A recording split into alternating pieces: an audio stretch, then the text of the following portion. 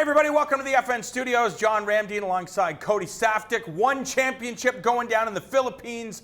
If you're here in Fight Network land, it's going down live Friday morning, starting at 7 a.m. or something like that. Yeah, 7 to, I believe, 10 a.m. And by Fight Network land, it's Eastern Standard Time. And we'll get to see Brendan Vera taking on the 42-year-old... 43-year-old Hideki Cikini. I was in Abu Dhabi, and I was watching Cikini take on some of the best jiu-jitsu practitioners in the world. So what I love about this guy is he's always trying to better himself. He's always trying to improve as a mixed martial artist. But when you look at the rules of one championship, and I know they've removed the soccer kicks and stomps, and that's one of the ways that Brendan Vera has been successful in one championship. You would imagine that Brendan Vera, he's more than happy to take this fight down to the ground. He'll grapple with you if he has to, but he's going to try his best to make this fight a kickboxing match. Well, I would assume so, especially when you have an opponent. It's like, okay, what's the one thing he does well? You know, he's 43, he's a little slow. I hear he's got a banged up knee, but he's very good on the ground. This guy's qualified for the 2013 and 2015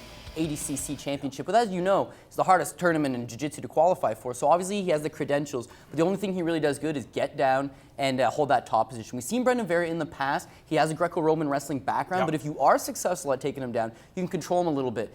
This is a 5-round fight as well, so if you're not going to submit him, and it's going to be very hard to submit him, you're going to have to settle in going 25 minutes with him, so you're going to have to strike at some point, and I would expect that's where Brendan Vera will shine, as he normally does. Cikini, 7-0 as a mixed martial artist. Most of his fights taking place in Japan for the Deep organization, so I've called a lot of his fights. He is battle-tested. He is tough. He's a guy that's not going to give up. But Brendan Vera, I think it's his experience, and one of the things he's going to be looking at, if Cikini does have a bad knee, Brendan Vera is going to be lighting him up. He's going to be avoiding the clinch. If he does get the clinch, expect him to use his knees there. But I think he'll play the long game in this 5-round fight. Well, as I mentioned, he's had trouble in the past with the ground game, but people got to realize that Brendan Vera is not fighting at 205 anymore. He's a full-blown 250-pound heavyweight. So taking him down is quite the task, and that's exactly it. We've always seen this great Muay Thai game from him, great leg kicks, great straight punches, that I do expect him to just chop away. ONE FC is known for entertainment. They're known for their finishes. I think this is a headlining fight that matches that. You can give Cikini a title fight because he is 7-0. He has proven credentials, but at the same time, you want to get over your champion, Brendan Vera. And when I think about the one championship model, having Brendan Vera as a champion, having the light heavyweight champion as Roger Gracie, having MacLaren Fernandes, who's also on the card, Shinya Aoki, which just recently lost the title, Kairat Akhmatov, all these guys are starting to become great champions for ONE FC, that they're really building something special here. And I think that promoting a guy like Brendan Vera and having him have a nice showcase fight would be great for them. Well, I think one of the reasons why is Brendan Vera, his family from the Philippines, they're fighting in the Philippines, so you know he'll have a lot of support there. In addition to that, you know, has the UFC experience. But one of the things about Brendan Vera is he always seems to be really high on himself, in the sense that when he burst into the UFC, he's like, I'm going to win the 205-pound championships or the heavyweight championships, and then drop down to 205 pounds to win the light heavyweight championship. He just has been inconsistent throughout his career. He's had great moments throughout his career. Do you believe that there is a chance that in this fight with Cikini, that Brendan Vera kind of underestimates his opponent, and that Cikini can take advantage of that? Well, I think an interesting point is when you think about Cikini and you think, wow, this guy is actually 39 years old. It's very important to note that Brendan Vera is 39 years old as well.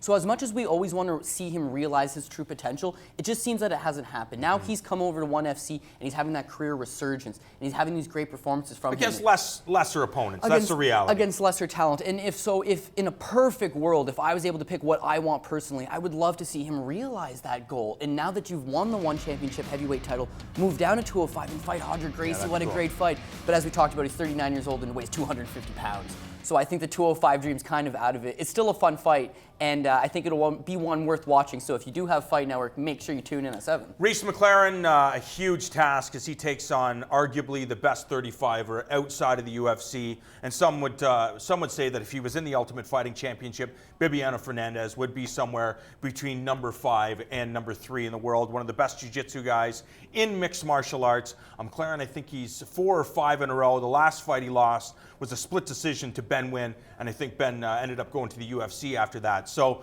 is this a type of athlete that's just, you know what? give me the best fighters out there. If I can get a win over Bibiano Fernandes, you know, people will know my name, and now I'm in the mix. 100%. So he's actually won 6 of his last 7 fights, and he fancies himself as a submission specialist. As you mentioned, only loss over that stretch is to Ben to win, split decision, in a 5-round fight. So obviously Reese MacLaren, Lightning Reese MacLaren, is very competent, very apt. So you sign with ONE FC, it's like, okay, I'm going to build my way up through the rankings. And he's beating top challengers. So he gets matched up with Win Gafarov, who's 10-0, top prospect, and is expected to go on and challenge himself. He comes in here and he smits Gafarov. So he's obviously the #1 challenger, and I think, especially if you're looking at the landscape of the sport, and you think, okay, Bibiano Fernandes is one of the greats ever. He's ranked by many people who are in the know as a top 10 bantamweight. He's on an 8-fight winning streak since turning down a UFC contract. But there's no denying that he's 35 years old as well. So when I look at Shin Aoki recently lose to Edward Follylang, I see how this guy can skyrocket his own name and his own reputation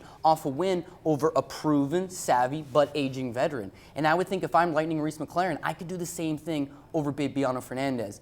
Obviously, that's going to be a colossal task because the Flash is the Flash for a reason, and he's just someone who's looked near spectacular throughout his entire career, especially in his ONE FC run. The thing about Bibiano Fernandes is he's so intelligent. As you pointed out, he turned down a UFC contract because at the time it just wasn't enough money. He's going where the money is, and on top of that, I think we recognize by him fighting for Dream or now ONE Championship, the level of competition that he's facing is nowhere near the competition the guys at 135 pounds in the UFC are facing. But it seems that Bibiano is still making more money than a lot of the fighters fighting at the highest level, being in the Ultimate Fighting Championship. They add to that one of his trainers and training partners, Demetrius Johnson and Matt Hume, and of course he has that connection to British Columbia and Revolution Mixed Martial Arts as well, that Bibiano Fernandes is enjoying this entire mixed martial arts journey because things have kind of played out the way he's wanted them to play out. Absolutely, and once you see this Asian demographic start to grow and build, it's like, you know what, why not be a part of that? Yeah. So if you're a Rich Franklin, you're a Matt Hume, you want to add to that growth.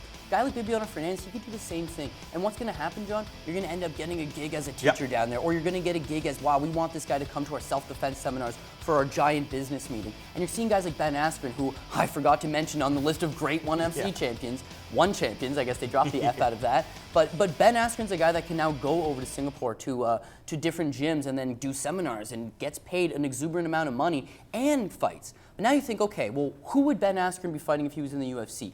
All the best guys in one of the most talent-rich divisions in all of combat sports. But now he's over in ONE Championship. It's like, okay, there's still going to be tough guys, but realistically speaking, not nearly the same level as he's fighting in the UFC. So it's a good business decision, but also, you know, it's a fickle sport. If Bibiano Fernandes loses one fight to a top-ranked UFC challenger, he sucks. So why do I want to deal with these guys? I'm going to go to Asia where people respect the martial arts, they respect me, and I can put on one hell of a show for them. But at the same time, it's a lot of pressure for both Bibiano Fernandes and Brendan Vera, who will be in the main event because of their name and their experience. But we know one thing, that ONE Championship always delivers the entertainment.